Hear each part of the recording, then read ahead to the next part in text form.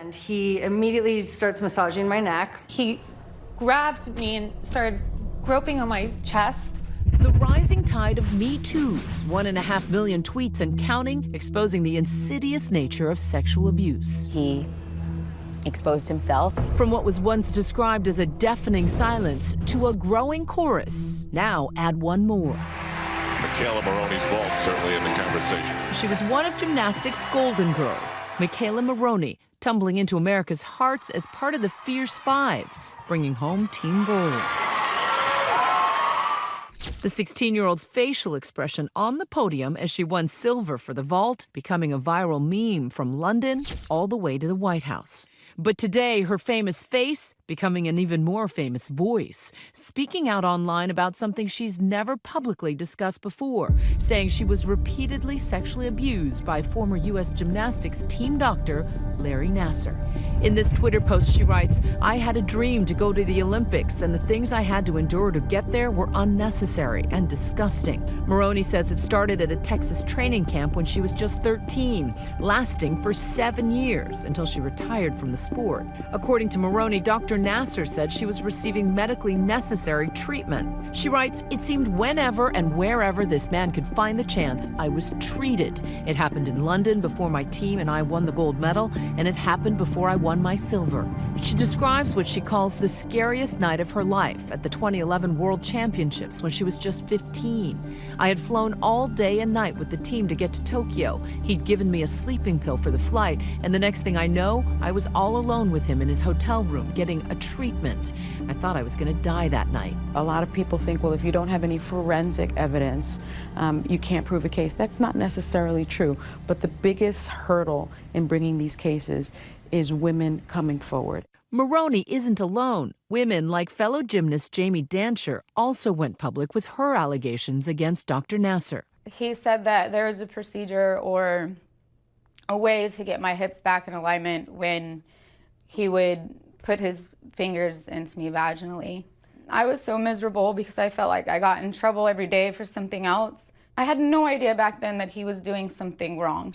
So did USA gymnast Jessica Howard. Like, I was so trusting, so it didn't even go through my head that this man could be hurting me.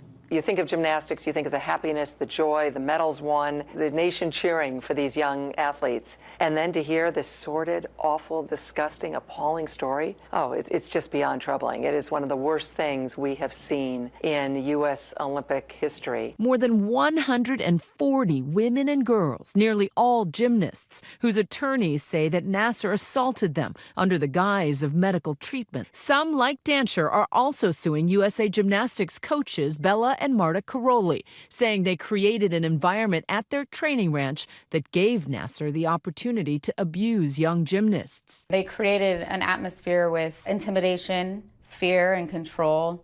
You know, we weren't really allowed to talk. They controlled what we ate. They controlled when we spoke. Earlier this year, a spokesman for the Carolis told ABC News, quote, "They vehemently deny the allegations made against them and the existence of a toxic environment." The Carolis did not have any knowledge of any complaint from anyone concerning any athlete's alleged mistreatment by Dr. Nassar until they learned of his dismissal from USA Gymnastics during the summer of 2015.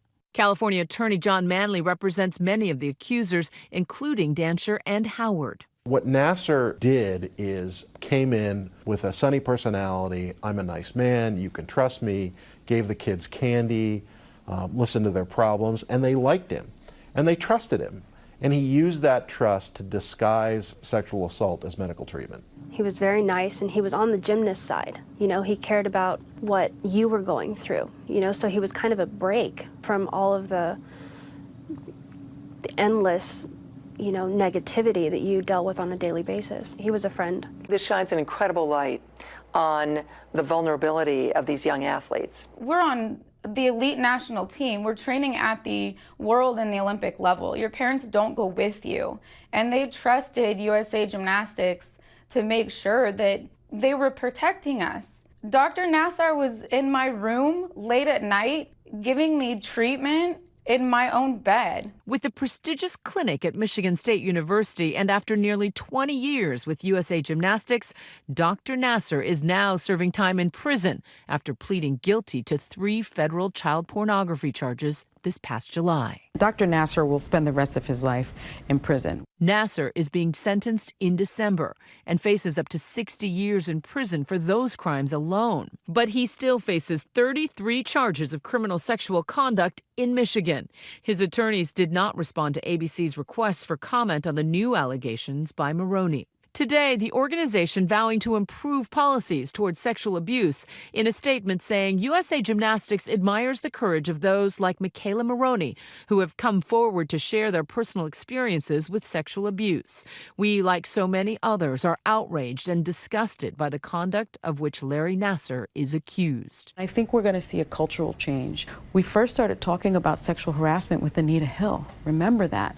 Then I think the next real shift came when Gretchen Carlson came forward about Roger Ailes. And then you see Bill O'Reilly, you see Eric Bolling, Bill Cosby, Harvey Weinstein, and now you're seeing the USA Gymnastics team, also many gymnasts coming forward.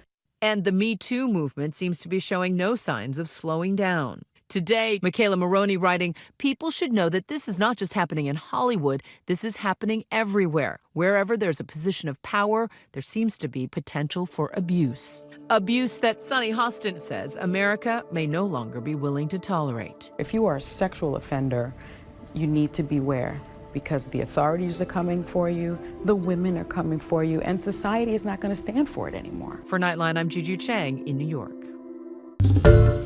Hi everyone, George Stephanopoulos here. Thanks for checking out the ABC News YouTube channel. If you'd like to get more videos, show highlights, and watch live event coverage, click on the right over here to subscribe to our channel, and don't forget to download the ABC News app for breaking news alerts. Thanks for watching.